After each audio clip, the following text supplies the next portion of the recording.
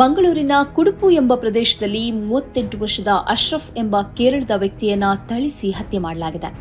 ಈ ಹಿನ್ನೆಲೆಯಲ್ಲಿ ಸುಮಾರು 20 ಮಂದಿಯನ್ನ ಬಂಧಿಸಲಾಗಿದೆ. ಈ ನಡುವೆ ಪೊಲೀಸರ ಸೂಚನೆಯಂತೆ ಮೃತ ವ್ಯಕ್ತಿಯ ಕುಟುಂಬದವರು ಕೇರಳದ ವಯನಾಡ್ನಿಂದ ಮಂಗಳೂರಿಗೆ ಆಗಮಿಸಿ ಮೃತದೇಹವನ್ನು ಕೊಂಡೊಯ್ದು ದಫನವನ್ನು ಮಾಡಿದ್ದಾರೆ. ಆದರೆ ಈ ಹತ್ಯೆಗೆ ಸಂಬಂಧಿಸಿ ಸಾರ್ವಜನಿಕವಾಗಿ ಹಲವಾರು ಅನುಮಾನಗಳಿವೆ. ಸ್ವತಃ ರಾಜ್ಯ ಗೃಹ ಸಚಿವ ಪರಮೇಶ್ವರ್ ಅವರೇ ಅತ್ಯಂತ ಬೇಜವಾಬ್ದಾರಿಯಿಂದ ಮಾತನಾಡಿದ್ದಾರೆ ಎಂದು ಸಾರ್ವಜನಿಕರು ಆಡಿಕೊಳ್ಳುತ್ತಿದ್ದಾರೆ. ಪಾಕಿಸ್ತಾನ ಜಿಂದಾಬಾದ್ ಎಂದು ಹೇಳಿದ ಕಾರಣಕ್ಕಾಗಿ ಹತ್ಯೆ ನಡೆಸಲಾಗಿದೆ ಎಂದು ಅವರು ಹೇಳಿದ್ದಾರೆ.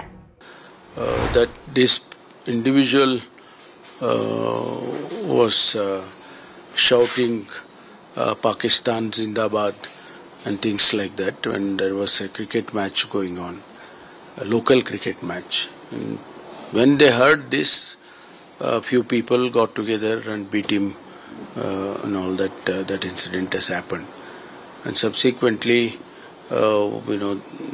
he didn't die on the spot, but they said it's later on he died because of the shock and so on and things like that. ಇನ್ನೊಂದು ಕಡೆ ಜಿಲ್ಲೆಯ ಉಸ್ತುವಾರಿ ಸಚಿವ ದಿನೇಶ್ ಗುಂಡೂರಾವ್ ಕೂಡ ಉಡಾಫೆಯಿಂದ ಮಾತನಾಡಿದ್ದಾರೆ ಎಂದು ಸಾರ್ವಜನಿಕರು ಆಕ್ರೋಶ ವ್ಯಕ್ತಪಡಿಸಿದ್ದಾರೆ. ಅನ್ಯಮತೀಯನನ್ನ ಹತ್ಯೆ ಮಾಡಲಾಗಿದೆ ಎಂದು ಅವರು ಹೇಳಿಕೆ ನೀಡಿರುವುದು ಸಾಕಷ್ಟು ಚರ್ಚೆಗೆ ಮತ್ತು ಪ್ರಶ್ನೆಗೆ ಒಳಗಾಗಿದೆ. ಸಚಿವರೇ ಅನ್ಯಮತೀಯ ಎಂಬ ಪದ ಬಳಸಿದರೆ ಹೇಗೆ ಎಂಬ ಪ್ರಶ್ನೆ ಎದ್ದಿದೆ. ಈ ಎಲ್ಲದರ ಜೊತೆಗೆ ಮೃತ ಅಶ್ರಫ್ರ ತಮ್ಮ ಜಬ್ಬಾರ್ ಎಂಬುವವರೊಂದಿಗೆ ಸನ್ಮಾರ್ಗ ನ್ಯೂಸ್ ಕರೆ ಮಾಡಿ ಮಾತಾಡಿದೆ. ಅವರು ತನ್ನ ಅಣ್ಣ ಅಶ್ರಫ್ ಬಗ್ಗೆ ಮಾತನಾಡಿದ್ದಾರೆ. ವಯನಾಡ್ ಮತ್ತು ಎರ್ನಾಕುಲಂನಲ್ಲಿ ಮೃತ ಅಶ್ರಫ್ನ ಕುಟುಂಬ ಟೆಕ್ಸ್ಟೈಲ್ಸ್ ಅಂಗಡಿಯನ್ನು ಹೊಂದಿದೆ. ಆದರೆ ಈ ಅಶ್ರಫ್ಗೆ ಸಣ್ಣದೊಂದು ಮಾನಸಿಕ ಸಮಸ್ಯೆ ಇದೆ. ಆದ್ದರಿಂದ ಆತ ಒಂದೇ ಕಡೆ ನಿಲ್ಲುತ್ತಿರಲಿಲ್ಲ. ಆತನನ್ನು ಆಸ್ಪತ್ರೆಗೂ ದಾಖಲಿಸಲಾಗಿತ್ತು. ಇತ್ಯಾದಿ ಮಾಹಿತಿಗಳನ್ನು ಅವರ ತಮ್ಮ ಜಬ್ಬಾರ್ ಸನ್ಮಾರ್ಗದೊಂದಿಗೆ ಹಂಚಿಕೊಂಡಿದ್ದಾರೆ. മൂപ്പര് അങ്ങനെ ഇടക്കിടക്കൊക്കെ മംഗളൂരും അങ്ങനൊക്കെ വരാറുണ്ട്. ആക്ച്വലി മൂപ്പര് ഇങ്ങനെ കടകളിൽ നിൽക്കുക, അങ്ങനെ നമുക്ക് തന്നെ 1-2 ഷോപ്പുകളൊക്കെ ഉണ്ട്, അവിടെയൊക്കെ നിൽക്കലൊക്കെ ആയിരുന്നു. മാനസികമായിട്ടൊരു ചെറിയൊരു പ്രശ്നമുണ്ട്. അപ്പോൾ അതിന്റെ ഭാഗമായിട്ട് ഇങ്ങനെ ഒരു ചെറിയ യാത്ര അങ്ങനെയൊക്കെയാണ്. പക്ഷെ വേറെ ആളുകളോട് എന്തെങ്കിലും ബുദ്ധിമുട്ടുണ്ടാക്കുക അങ്ങനെയുള്ള പ്രശ്നങ്ങളൊന്നുമില്ല.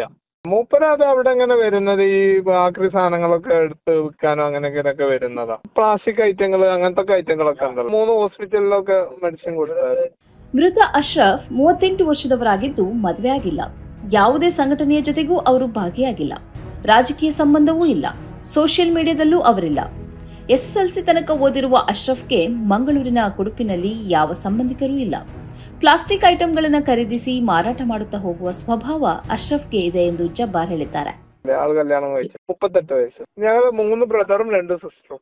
ഒരു ആൾക്കൂട്ടം ആക്രമിച്ച് കൊലപ്പെടുത്തി എന്ന് മാത്രമേ അറിയുള്ളൂ. അതിനനുസരിച്ചുള്ള പരിക്കുകളും അവിടെ ഉണ്ട്. മറ്റു കാര്യങ്ങളൊന്നും നമുക്ക് അറിയില്ല. അതൊക്കെ പോലീസ് ആണല്ലോ അന്വേഷിക്കേണ്ടത്. നമുക്ക് എന്താ മൂപ്പര് അങ്ങനെ ഒരു പ്രശ്നത്തിന് പോകുന്ന ഒരാളല്ല. വേറെ എന്തെങ്കിലും ജസ്റ്റ് ചെറിയൊരു സംഘടന പോലും ഉള്ള ഒരാളൊന്നുമല്ല.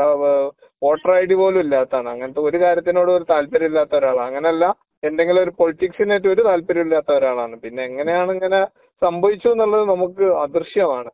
പോലീസ് ഞാൻ പറഞ്ഞിട്ടുണ്ട്, അതുമായി നമ്മുടെ ഭാഗത്തു നിന്ന് എന്ത് സഹകരണം ചെയ്യും. പോലീസിന്റെ കൃത്യമായിട്ട് അവിടെ അന്വേഷിക്കേണ്ടത് എന്നുള്ളതാണ് നമുക്ക് ഇതുള്ളത്. നമ്മളിപ്പോ ബോഡിയെല്ലാം മറവ് ചെയ്തിട്ട് നമ്മൾ പിന്നെ അതിന്റെ പുറകില് പോവാന്നാണ് കരുതുന്നത്.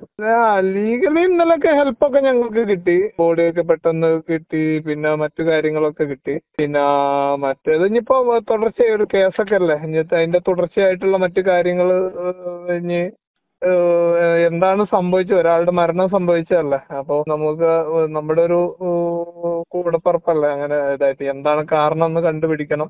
പോലീസ് കൃത്യമായിട്ട് അന്വേഷിക്കണം. പിന്നെ എന്താണ് അതൊക്കെ ഒന്ന് ಅನ್ವೇಷಿಸಿ ಬರ್ತೇನೆ.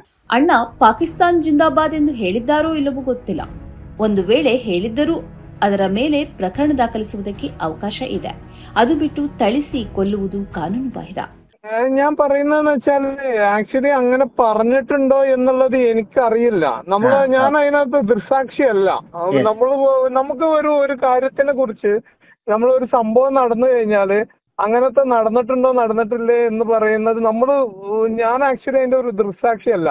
ഞാനത് പറഞ്ഞിട്ടുണ്ട് എന്ന് പറഞ്ഞിട്ടുണ്ട് എന്നോ ഇല്ല എന്ന് പറയാൻ എനിക്ക് കഴിയില്ല. അങ്ങനത്തെ ഒരു നേച്ചറാണ്. അപ്പൊ അതാണ് നമുക്കൊരു ഡൗട്ട്. ആൾക്ക് ഈ പാകിസ്ഥാൻ അങ്ങനത്തെ കാര്യങ്ങളിലൊക്കെ അങ്ങനൊന്നും ഇതുള്ളവര് നമുക്ക് ആക്ച്വലി ചില ആളുകൾക്ക് ഒരു പൊളിറ്റിക്സ് ആയിട്ട് താല്പര്യം ഉണ്ടാവുമല്ലോ. പൊളിറ്റിക്സ് അങ്ങനത്തെ ഇങ്ങനെ ഒരു ന്യൂട്രൽ വ്യക്തികളായിരുന്നു. എന്നെ സംബന്ധിച്ച് വ്യക്തി അങ്ങനെ ഒരു ന്യൂട്രലായിട്ട് ജീവിക്കുന്ന ഒരു വ്യക്തിയാണ്. പ്രത്യേകിച്ച് അങ്ങനെ എന്തെങ്കിലും താല്പര്യം ഉണ്ടെങ്കിൽ അങ്ങനെ ഒന്നും ഉള്ള ಆಳಲ್ಲ.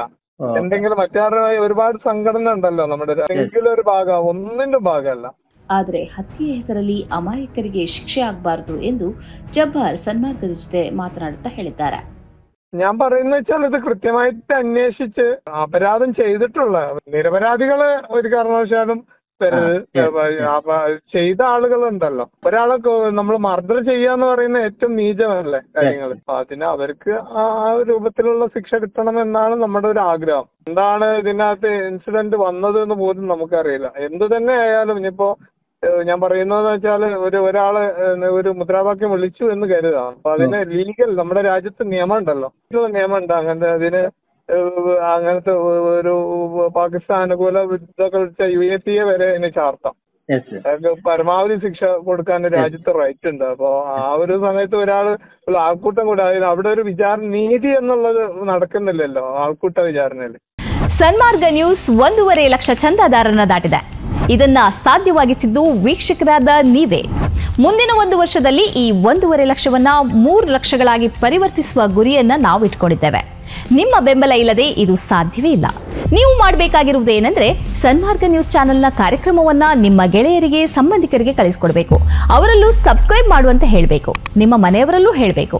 ಸುದ್ದಿಗಳ ಸಂತೆಯಿಂದ ಸತ್ಯದ ಸುದ್ದಿಯನ್ನ ಹೆಕ್ಕಿಕೊಡುವ ನಮ್ಮ ಪ್ರಯತ್ನ ಮುಂದುವರಿಯಬೇಕಾದ್ರೆ ನೀವು ಇಷ್ಟನ್ನಾದರೂ ಮಾಡಲೇಬೇಕು.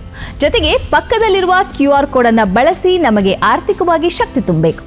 ಸುಳ್ಳಿನ ಎದುರು ನಮ್ಮ ಧ್ವನಿ ತಗ್ಗದೇ ಇರಬೇಕಾದ್ರೆ ನಾವು ಆರ್ಥಿಕವಾಗಿ ಪರಾವಲಂಬಿಗಳಾಗಿರಬಾರದು. ನೀವು ಶಕ್ತಿಯನ್ನು ಕೊಡಿ, ನಾವು ಸತ್ಯವನ್ನ ಕೊಡ್ತೇವೆ. Thank you.